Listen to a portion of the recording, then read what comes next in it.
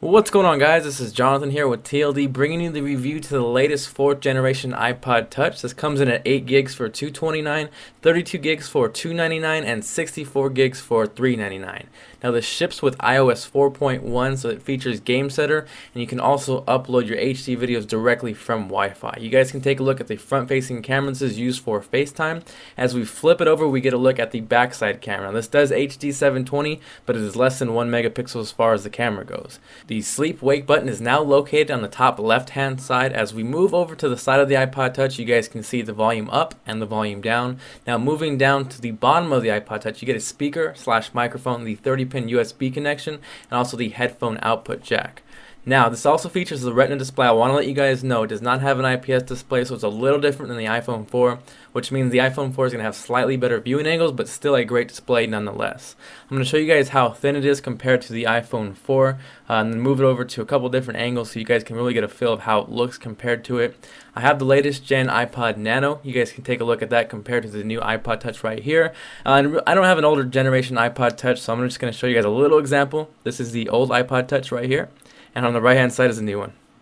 Like I had mentioned, the iPhone 4 does have the IPS, so I want to give you guys a little example of how that looks. Overall, it's just going to look a little crisper, a little brighter with a little more contrast, but that doesn't take really anything away from the iPod Touch 4G. Now, like I said, this is less than 1 megapixel as far as the camera goes, so the iPhone actually has a 5 megapixel camera, just so you can clear some things up. You guys can see the differences right here. The iPhone 4 pictures are much clearer. It does take 720p video recording though. I'll show you guys a little quick example of that. I actually did a whole iPhone 4 versus iPod series. You guys can click the annotation to see that. And I actually also did some more 720p tests. You guys can click that annotation as well. Now moving on to FaceTime, this does feature, like I had mentioned. I got a few questions on how it works exactly because there is no phone number. So it's pretty simple. All you do is create a contact through an email. You can do it from iPod Touch to iPod Touch or iPod Touch to iPhone 4. So it works pretty seamlessly. It takes a few moments to connect.